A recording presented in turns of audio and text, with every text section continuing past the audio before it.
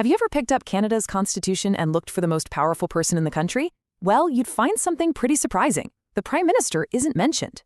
Not once. So, who's really in charge? The answer gets to the very heart of how Canadian government works, and trust me, it's way more interesting than it sounds. Let's get into it. So yeah, here's the central mystery. We all know the Prime Minister is the leader, right? But if you go looking for Prime Minister or even cabinet in our founding document, the Constitution Act of 1867, you're going to come up empty. How is it possible that the most powerful job in the country doesn't even get a shout-out in the rule book? Okay, so check this out. On one hand, the law seems crystal clear. Section 9 of the Constitution says all executive power belongs to the Queen. But on the other hand, we all know that in the real world, it's the Prime Minister and the cabinet calling the shots every single day. Now, this huge gap between the law and reality isn't a mistake. It's actually a core feature of how Canada was designed to work.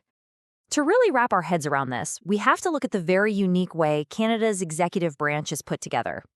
The key idea here is something called the dual executive. It's like Canada has two leaders at the same time. You've got the formal head of state, that's the Crown, who is represented by the Governor General, and then you have the political head of government, the Prime Minister. So one reigns, but the other rules. So the formal executive, the Crown, has all the power on paper. It represents the permanent, continuous idea of Canada itself. But the political executive, the Prime Minister and cabinet, they're the ones with the effective day-to-day power. They're elected members of Parliament, they lead the government, and they're the ones we can vote out. So, what connects these two?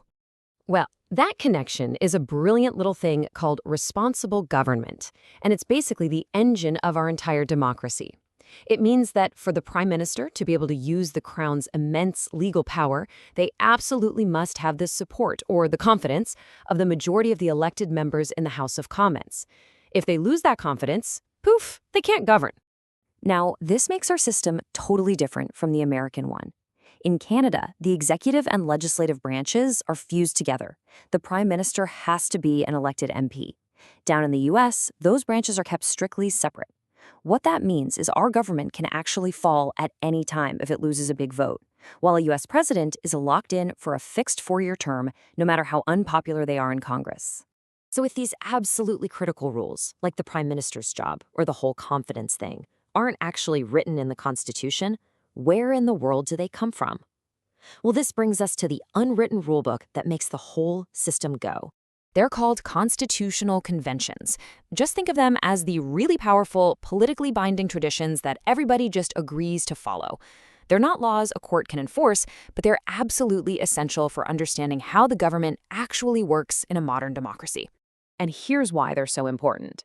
Conventions are basically the software that runs our constitutional hardware. They take these legal powers that were written down way back in 1867 and make sure they're used in a way that fits with our modern democratic values, all without having to rewrite the whole Constitution. And here is the biggest convention of them all in action. Let's say a government loses a huge vote, like on its budget.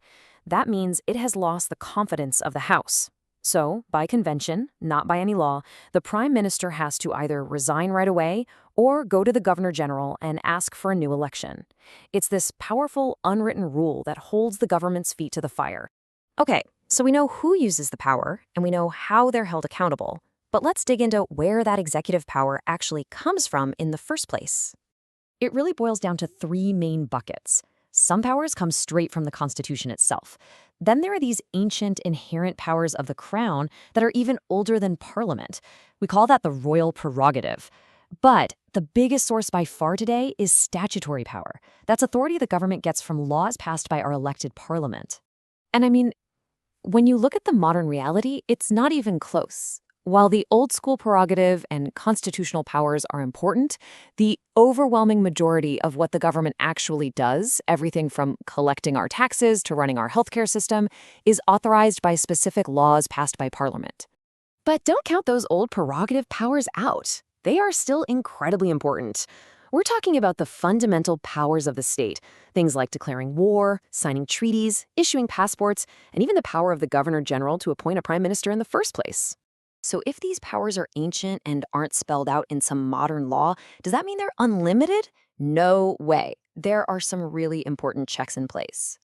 You see, the executive is never above the law. Parliament can always pass a new law that limits or even gets rid of a prerogative power.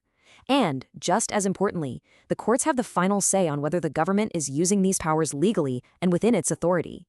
The case of Black v. Cretchen is a perfect example. Prime Minister Cretchen advised the Queen not to give Conrad Black a title in the British House of Lords. Black challenged this, and the court confirmed that yes, even the exercise of that ancient prerogative power is subject to review by the courts. It was a huge deal, showing that no one is above the rule of law. And while the courts won't enforce conventions like their laws, they definitely recognize their power. In big cases like the Patriation Reference and the Quebec Secession Reference, the Supreme Court made it clear that these unwritten principles, things like democracy and federalism, aren't just nice ideas. They're actual, legally binding parts of our Constitution that have totally shaped our country. So, to wrap it all up and solve our puzzle, Canada has a dual executive, a formal head and a political one. They're connected by the principle of responsible government, and that whole system is brought to life by powerful, unwritten constitutional conventions. That's how a constitution that gives all power to the crown ends up creating a vibrant democracy led by an elected prime minister. And, the real genius of this system is just how flexible it is. This mix of hard and fast law with these adaptable conventions means our system of government can evolve with the times without us having to go through the nearly impossible process of formally changing the Constitution every few years. Which leaves us with one last thing to think about. A system of government that depends so much on unwritten rules, on tradition, on what's understood. Is that a brilliant, adaptable feature, or is it a risky, uncertain bug?